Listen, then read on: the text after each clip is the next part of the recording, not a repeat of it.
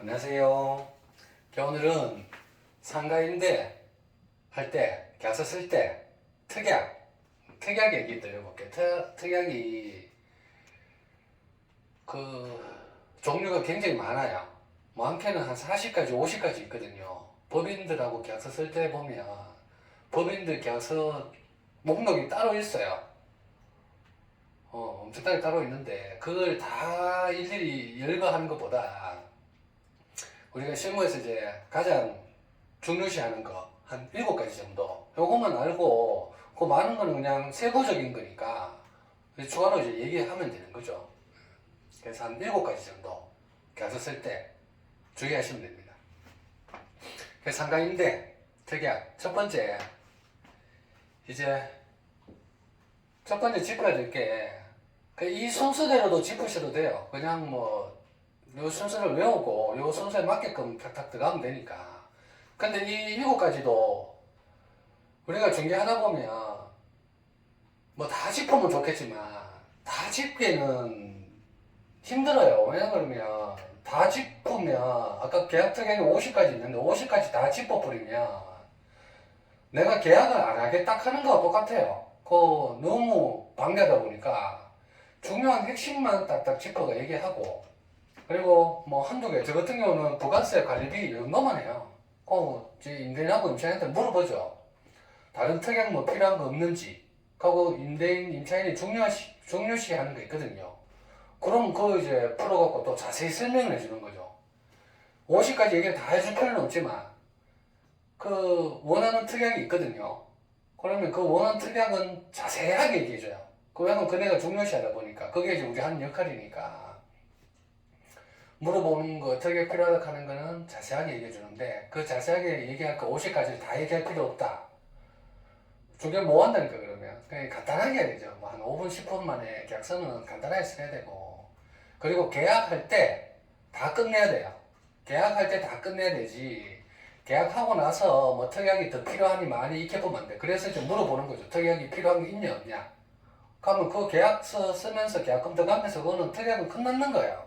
끝났고 봉합됐고 추가로 이제 특약 필요한 부분은 임대인 임차인이 해줄 수도 있고 안 해줄 수도 있는 거거든요. 그러니 계약할 때 그걸 잘 얘기를 잘 해야 되고 이제 상황 따라 뭐가 중요한지 판단해서 업종 따라 중요한 업종 짚어야 될 게 있거든요. 전기전세 뭐 이런 거 사무실 조그만한 사무실 10평짜리 쓰는데 전기전세 필요 없거든요. 그다 대고 전기전세 얘기 막 할 필요가 없다니까요. 그게 딱 필요한 부분만 관리비가 많은 특약이 많은데 딱 필요한 부분만 업종 따라 체크 딱 하는 거고 간판 이런 것도 간판 안 다는 업종도 많거든요. 뭐 사무실에 있으면은 간판 안 달고 하는 것도 있거든요. 그럼 그거 마찬가지로 또 해야 되는 거죠. 그래서 첫 번째 부가세 별도. 부가세 별도 뭐 하면 부가세는 월세에서 10%더 나오는 거 아시죠? 월세가 100만 원이면 부가세 10%. 그러니까 110만 원 내야 되죠. 임차인이 이제 돈이 들어가잖아, 지금. 110만 원 들어가다 보니까. 근데 이게 부가세는 언제 발생하냐 하면 임대인이, 임대사업자가 일반 과세냐, 간이 과세냐에 따라 부가세가 발생되냐, 안 발생되냐가 판단되거든요. 그 임대인한테 물어보면 돼. 임대인이 임대사업자 등록돼 있으면 사장님 일반 과세입니까? 물어보고 일반 과세 아니면 부가세 해당 사항 없는 거예요. 주인이 간이 사업자인데 그다 갖다 대고 부가세 별도 세입자 보고 10% 내라 이렇게 보면 그 10%안 내는 거거든요. 이제 세금 계산서 발행 자체가 안 돼요. 주인이 세금 계산서 일반 과세일 때 세금 계산서를 발행해줘야 10%를 받을 수 있는 거예요. 근데 간이 과세면 10%를 부가세를 발행을 못 하거든요. 세금 계산서를 발행을 못 해요. 그럼 못 받아요. 자기가 발행을 해줘야 세금 계산서를 발행을 해줘야 10%를 받을 수가 있다니까. 그래서 그것 갖고 자기가 경비 처리하든 뭐 환급 처리하든 할 수 있는 거거든요. 그 근거가 있어야 돼. 그 근거 없으면 자기가 활용을 못 하니까. 주인이 임대사업자가 일반이냐 간이냐 물어보시고 일반이면 어떠한 경우든 부가세는 별도예요. 이거는 그냥 임대인 따라 가는 거예요. 임대인이 일반이냐 간이냐 여기에 따라 부가세가 발생되냐 안 되냐. 주인이 임대면 무조건 부가세 발생입니다. 임차인이 자기가 비영리 사업체, 비영리 그 업종이에요. 뭐 종교단체나 이런 업종에 자기가 그를 필요가 없어. 자기가 면세 사업자야. 부가세 이게 필요가 없어요. 자기가 간이 사업자야. 부가세 이게 필요가 없어요. 그거하고 상관없다니까. 내가 면세 사업자인데 저는 부가세 필요 없어요. 임차인이 필요 없다 그래갖고 부가세 안 내는 게 아니라니까. 임대인이 일반이냐 간이에 따라 일반이면 무조건 발생입니다. 그거 왜냐하면 일반인데 부가세 발생 안 하잖아요. 그러면 세무서에서 나중에 머쓱해요. 일반인데 왜 일반 그 부가세 따로 안 내놓고 하면서 초공이 들어온다니까. 그리고 세금을 그 미신고를 해서 자기 임대인한테 불이익이 가거든요. 그래서 그거 임대인이 그 10% 받아가 자기 하는 게 아니에요. 그 세무서 주는 거예요. 임대인이 일반 가세면 부가세 받아서 세금계산서에서 끊어주고 이걸 나라에 내는 거죠. 부가세를 나라에 내는 거죠. 나라에 내면 야가 경비처리 임대인이 일반이냐 간이에 따라서 일반이냐 그러면 세금계산서 발행해주고 하고 야는 10% 부가세 내고 임대인은 나라에 10%를 내고 임차인은 여에서 환급을 받든 경비 처리하든 구조가 이렇게 삼각형 구조로 되겠거든요. 그러니 임차인 입장에서는 10% 주인이 하는 거 아니냐고 이렇게 생각하시면 안 된다니까. 주인이 하는 거 아니니까. 주인이 부가세 받아봐야 10원도 안 해요. 그냥 나라에 부가세로 이제 내는 거예요. 내는 거니까 자기가 세금계산서 받은 것 가지고 10% 내면 세금계산서 받죠. 이거 갖고 나라에 경비 처리하든지 환급 처리하든지 하시면 되잖아요. 그렇게 보면 그 부가세는 그 개념입니다. 일반 가세 주인에 따라 가는 거. 그 부가세 별도 다 하면 주인한테 물어보면 되고 일반인지 간인지. 그래서 세자가 그 세금계산서 가지고 자기가 나중에 경비 처리하는 거죠. 경비 처리하고 경비 처리를 자기가 안 한다. 그럼 환급 받으면 돼요. 환급이 100% 되는 게 아니고 한 70% 환급이 되고 대신 비과세 업종 학원이나 비영리 단체는 환급이 안 되죠. 경비 처리밖에 안 됩니다. 경비 처리밖에 안 되니까 환급이 안 되니까 요건 유의하시고. 왜냐하면 학원이나 비영리 단체는 자기가 환급이 안 된다 그래갖고 부가세를 안 내려고 하거든요. 그거 상관없다니까. 자기가 비영리 단체든 간이든 상관이 없어. 주인이 일반이냐 간이에 따라 그냥 결정되는 거예요. 결정돼서 주인이 내는 거죠. 그게 부가세 별도 그렇게 그 정리를 계약할 때 그렇게 정리를 하셔야 되겠죠. 그리고 두 번째는 관리비 실비. 이게 특약이 돈 들어가는 거에 따라 제가 적어놨다 보니까 임차인이 지금 돈을 내는 거라니까 달달이 중요한 사항이다 보니까 적어놨는 거고. 두 번째는 관리비 돈 내야 되잖아요. 보증금 1,000만 원 월세 100만 원이면 그게 부가세 10% 10만 원 내고 그것도 관리비도 내야 되잖아요. 자기가 돈 내는 거잖아요. 관리비 보통은 이게 실비 개념이 나올 때마다 다 달라요. 다 다르다 보니까 실비 개념으로 하는 거고. 관리비 안에는 뭐가 들어가 있냐 하면 관리비 목록이 크게 몇 가지 있어요. 처음에 빌딩 같은 거 보면 관리인이잖아요. 관리인, 주차 관리인. 그리고 건물에 상주하는 관리인이 있거든요. 관리인의 관리비가 제일 비싸죠. 처음에 관리인 들어가고. 그러고 엘리베이터 있잖아요. 그럼 엘리베이터 전기 사용량 쓰거든요. 엘리베이터비 돈 들어가고. 그 소방, 전기, 안전관리인 업체가 있어요.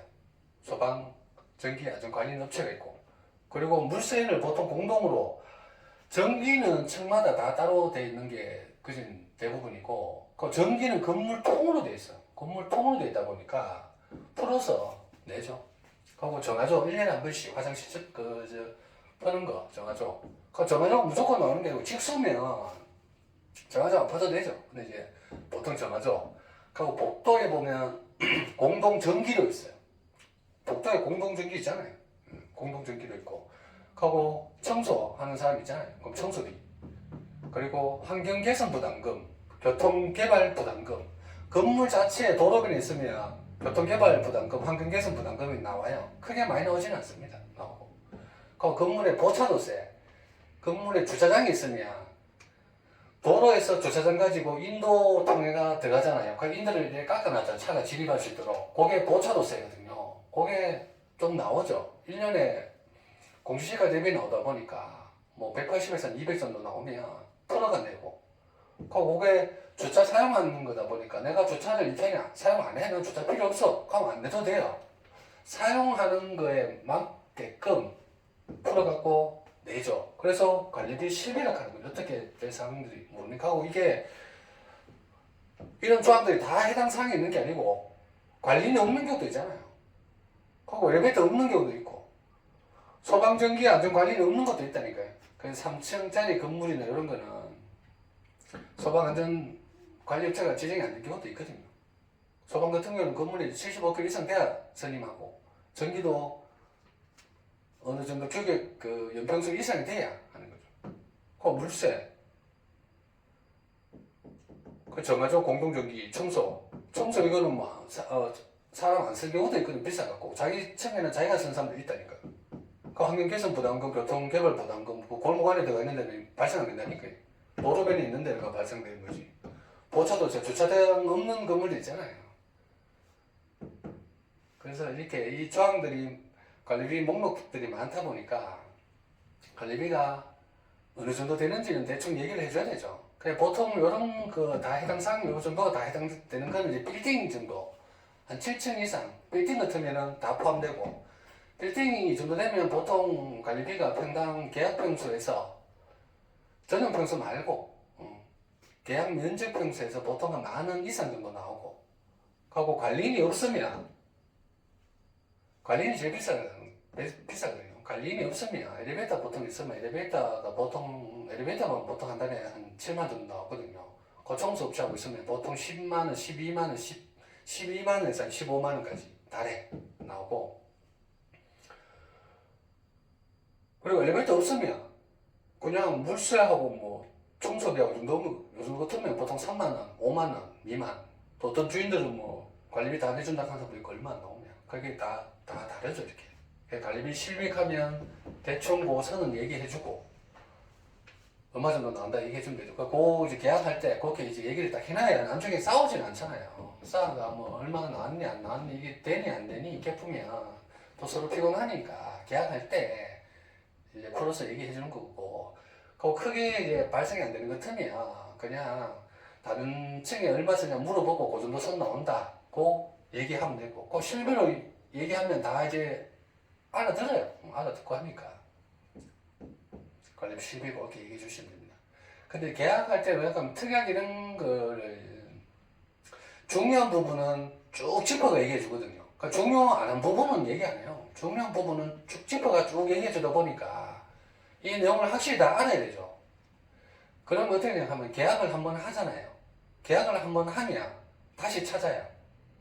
같은 편이 중개사하고 같은 편이 돼본다니까요. 근데 계약서 쓸 때 이걸 잘 못 하잖아요. 그러면 그냥 잊혀져.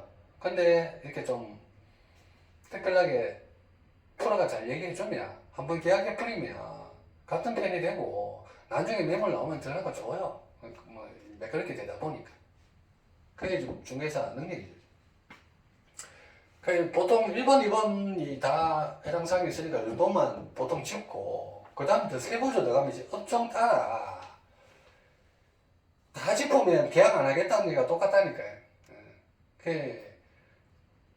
요거 하면 얘기해주고 이런 건 요거 안 하면 얘기를 안 해주고 상황 봐서 제가 이제 얘기하는 거고 그렇죠.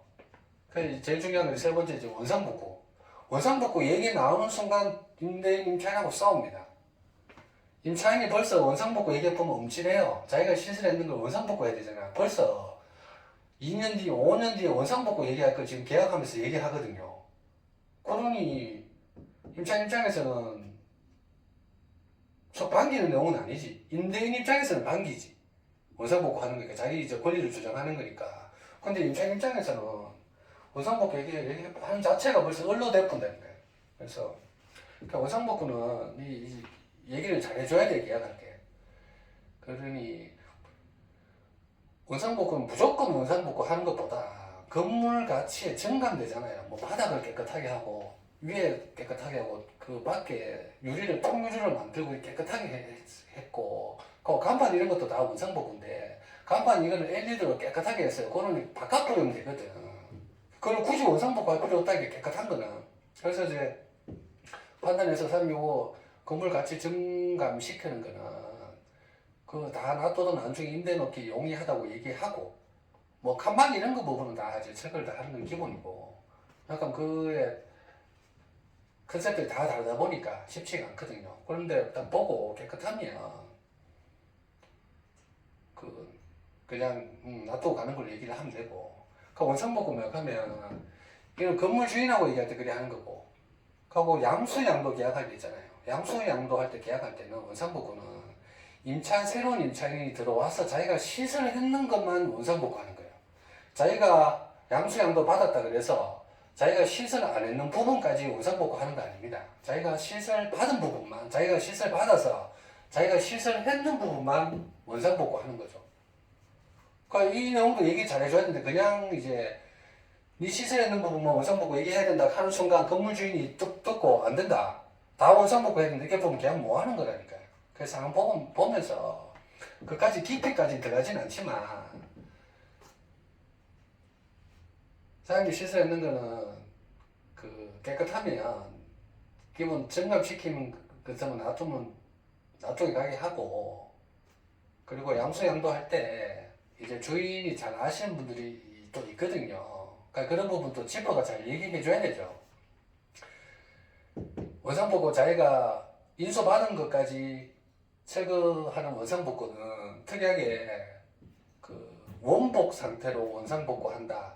이런 식으로 적어놔 버리면 양수양도 할 때 자기가 시설 안 했는 것도 원상복구를 해야 되죠. 근데 원복 상태로 원상복구 한다 그런 내용이 없으면 자기가 양수양도 받아도 자기가 시설했는 부분만 원상복구 하는 거죠. 그럼 제일 오해 많이 하신다니까요. 근데 원상복구 이게 중간에 할 때 제일 예민한 상황이라 갖고 그렇게 풀어갖고 얘기를 잘 하면 되고 그리고 시설 깨끗하게 하면 또 양수양도 시키면 되잖아요. 권리금 받고 좀 받고 양수양도 시키면 되고 그렇게 중간에서 풀어가 얘기를 잘 하셔야 됩니다. 그리고 네 번째 권리금 특약. 양수양도 할 때 권리금 특약을 이제 적어주거든요. 그 임대인하고 이거는 임대인하고 임차인하고 두 분 다 챙겨줘야 되다 보니까 원상복구도 계약할 때 두 분 다 상황 다 챙겨줘야 되는 거고 어느 편 한쪽에 들지는 않는다니까요. 그리고 권리금 특약 이것도 양쪽을 다 챙겨줘야 되거든요. 그 특약을 어떻게 생각하냐 임차인은 임대인에게 권리금 실설비를 요구하지 않는다. 가로 열고 제3자에는 가능. 그러니까 임대인한테 임차인이 저끼리 양수양도 했다 그래갖고 권리금 요구하면 안 되잖아요. 그 특약 적어주고. 그리고 임차인도 나중에 자기가 권리금 받아나가야 되잖아요. 임대인한테는 요구하지 않지만 제3자한테는 받아나가야 됩니다. 아무래도 투자했는 부분이 있으면. 그래서 임차인은 임대인에게 권리금 실습을 요구하지 않는다. 가로 열고 제3자에게는 가능. 딱 적어보면 두 분한테 다 챙겨주는 거죠. 그렇게 하시고.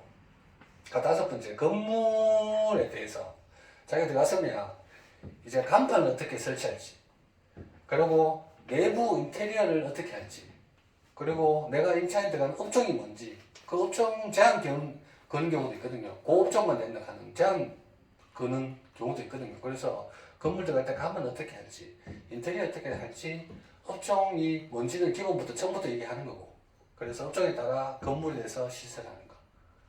이것도 뭐 간판이나 이런 것부터 얘기 잘 해야 됩니다. 어떤 건물주인들은 자기 건물에 못 박는 걸 싫어하시는 분도 있거든요. 근데 요새는 이제 간판 할 때도 이렇게 교육자가 잘 하죠. 그렇게 깨끗하게 한다고. 장사하는데 간판 안 달 수는 없잖아요.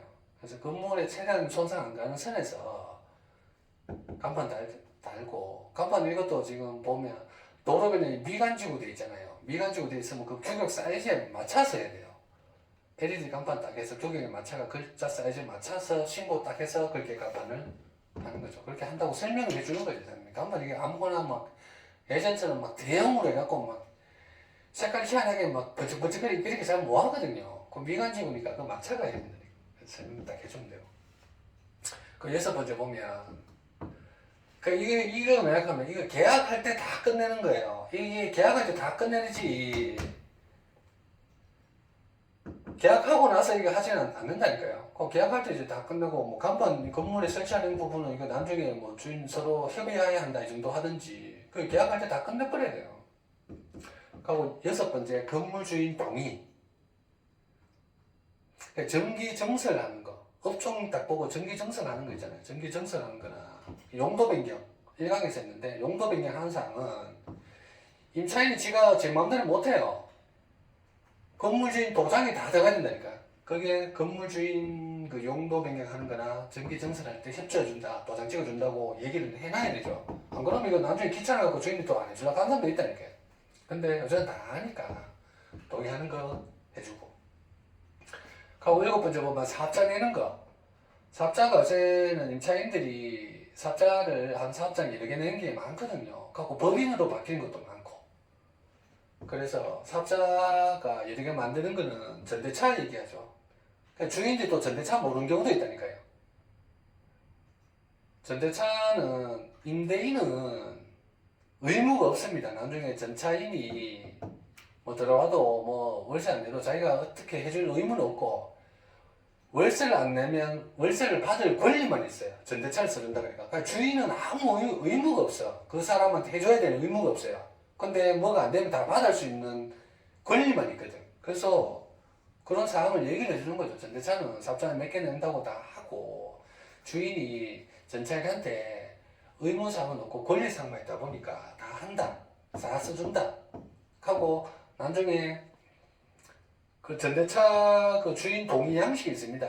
전대인, 전차인, 임대인 요 관계에 동의해준다. 도장 꽉 찍어놔요. 그거 들고 가거든요. 그럼 나중에 세무서에서 주인한테 전화 와요.